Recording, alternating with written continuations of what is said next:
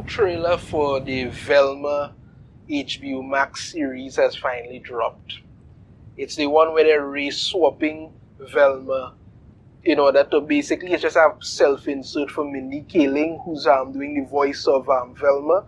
It's all about trying to find a way to piss off any and everybody, including the fans, about this. Because I said this when I first covered this. I said it's not about doing this, because if you wanted to do this, instead of race-swapping Velma, you could have just created an original show on your own and been done with it. But no, it's the name that sells.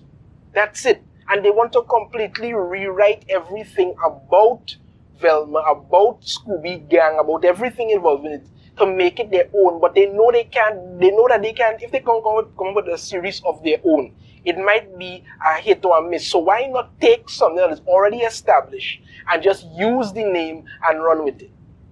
I don't know where this deranged thought that Velma somehow was underutilized came from, but that could not be further from the truth. Velma is probably one of the most key integral parts of Scooby Doo. Without her, what do they really have? It was built, it was created to be this way, and we decided to just mess with it.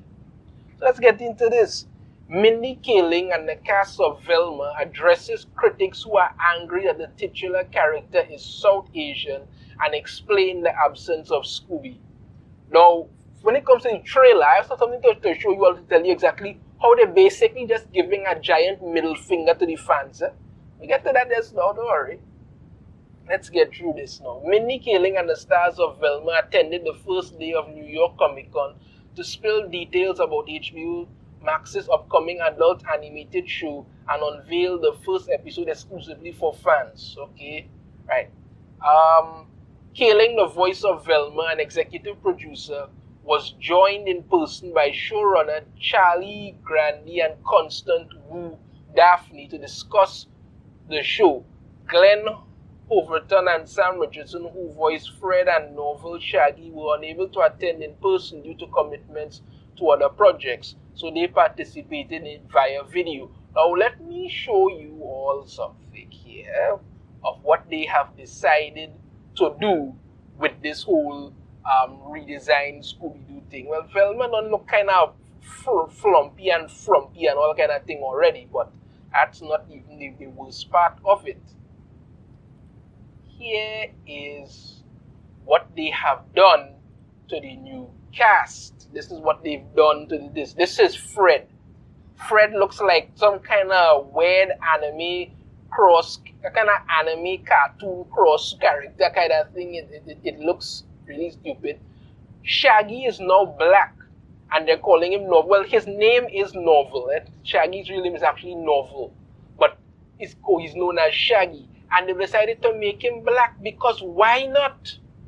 You understand me? They need to do that. And there are people who will argue that say that, Scooby-Doo never had no kind of representation, never had no black people in it. I have always believed Scooby-Doo was the person of color in that team. Regardless of whether he was a dog or not, that's what I've always believed. And again, I've never sat and watched Scooby-Doo and thought to myself, why couldn't this person be black? That's never once crossed my mind. Never. And I don't think the vast majority of people, if they're being honest with themselves, would ever say that. I don't think the vast majority would ever say that at all. But that's what you get. And finally, we have Daphne, who apparently is now Asian with red hair. I'm not sure what the hell is going on there, but Daphne is now Asian with red hair. Wow, this is going to be a real kicker. So here's what Mindy Kaling had to say. She said that she loved the original Scooby Doo, then why are you massacring it? Series and the characters, and praised whoever it is for creating an amazing homage to this group, especially this character. Are you serious? Nah, you can't be serious. Growing up, I've always identified with Velma. That's a lie. Right off the bat, I'm telling you that's a lie. Growing up, I've always identified with Velma. If you've always identified with Velma, why are you trying to race change her into you and change everything about the character? How is that identifying with the character? That is narcissistic behavior to say that, I cannot identify with this character unless this person is exactly like me. That's what you're saying. She goes on. She was so cute, yeah, but not like traditionally hot. Super smart, super thick glasses, questionable haircut. I just love the series and I feel so honored to do the voice. Now the thing about it is that I remember a few years ago they did a poll on between Daphne and Velma, and Velma actually won out. Most people liked Velma more than Daphne. People liked Daphne. Daphne had a very big, anyway, majority of people more identified and liked Velma for who she was. That was what happened. Everybody liked Daphne as being as the popular girl and all that, and pretty one okay, but people liked Velma exactly the way she is.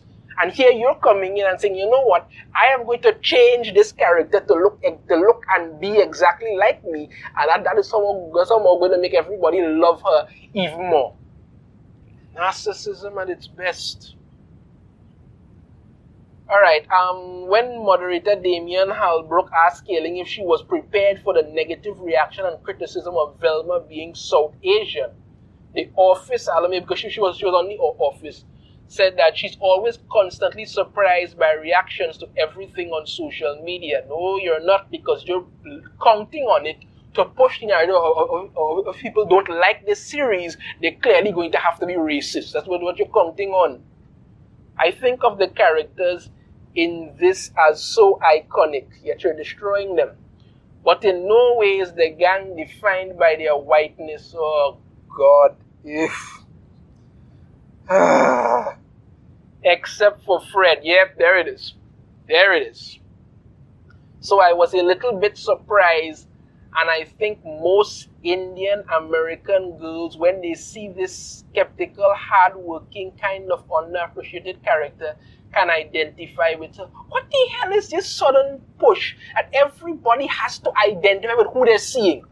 Why? Everybody must suddenly look at the screen and see themselves. That is not the way it works. Nobody thinks like that. People like these characters because of who they are, not how they look. That's your business. You could like whoever it is you want, however they look good for you. When you go out there and try to change this narrative, when people reject it outright, you come back and you act like somehow they are offending you or something like that. I don't get it. The actress went on to praise recent projects like Spider-Verse, which have characterizations of beloved characters that are unconventional. Well, if she's referring to the Spider-Man into the Spider-Verse movie, I actually like that movie. I don't like Miles Morales, but I do like Miles Morales in that movie. I enjoyed the movie. If you're referring to the Spider-Verse that's going on in Marvel Comics, clearly you haven't taken a look at it because it's an abysmal failure.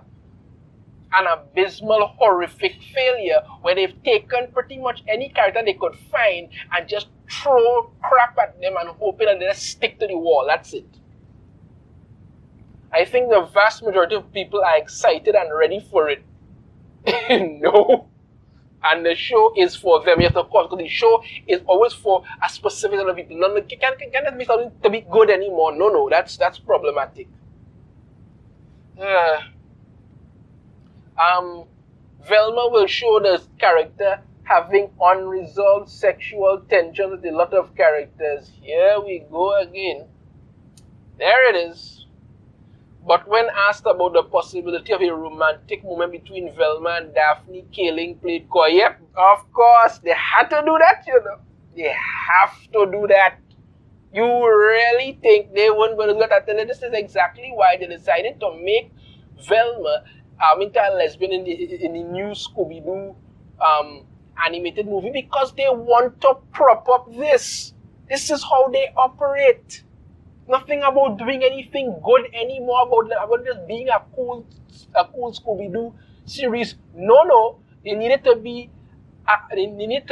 adult themes so they could push as much alphabet community nonsense as possible down your throat. If it's not about race change, it has to be about sexuality swapping too. The journey of self-discovery for her is something that really drew us to this project and this character.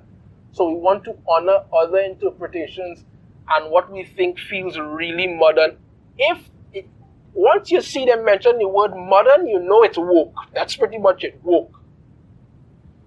He also explained that the absence of the fifth member of the Scooby Doo Mystery Inc. gang, Scooby. When we were going into the show and thinking about adapting it, we wanted to be respectful. You wanted to be respectful by changing everything about it. Yeah, that's clearly respect.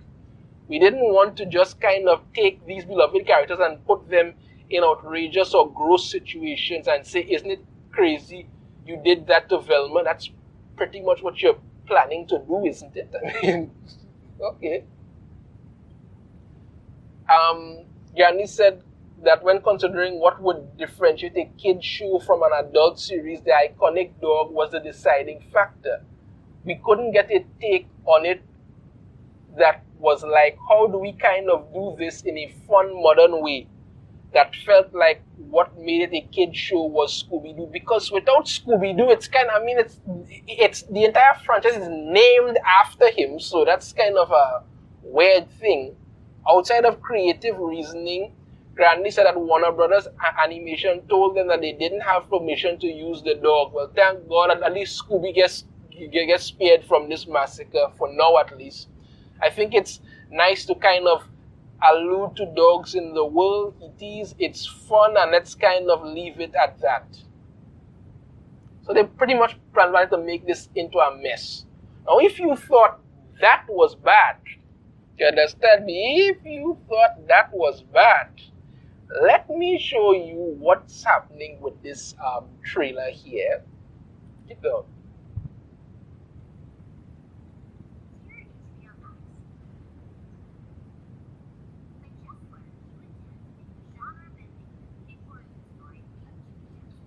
Now, what is happening in this trailer, right? And the trailer is getting heavily ratioed right now.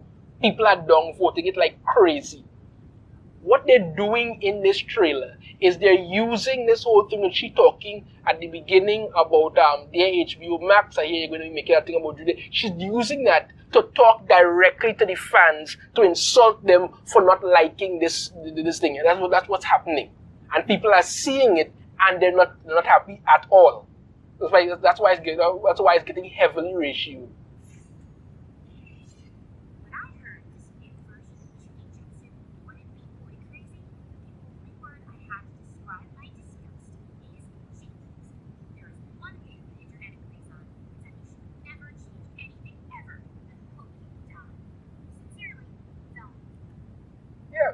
That's it. She's written out this thing here. There's more to the trailer, but I won't go through all of that right now. But she's written out this letter here. This text that she's going to send, and it's basically her insulting the fans for having a problem with anything being changed, and people see it and they're not happy.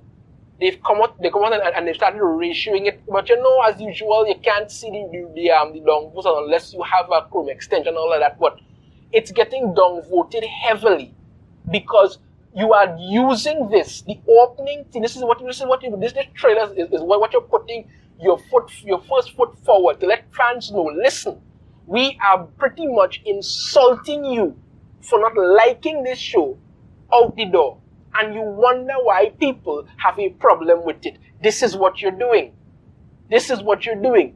All of this is put it on here, and the only word that can describe my disgust is jinkies. If there's one thing the internet agrees on, is that you should never change anything ever. I hope you die. Sincerely, Velma, put a heart. This is what you're doing. You're basically using this to say that this is what the fans are doing to your thing as well. And people are not happy about it. So this series is already starting off, what they're putting out already starting off to be problematic. And it looks like it's going to cause a lot of trouble down the road. Let me know your thoughts on this. If you have a different opinion, I'd love to hear it. If you like the video, be sure to hit that thumbs up. Subscribe if you haven't already. Ring the notification bell. Be notified every time I put out a new video. And I shall see you all next time. Take care.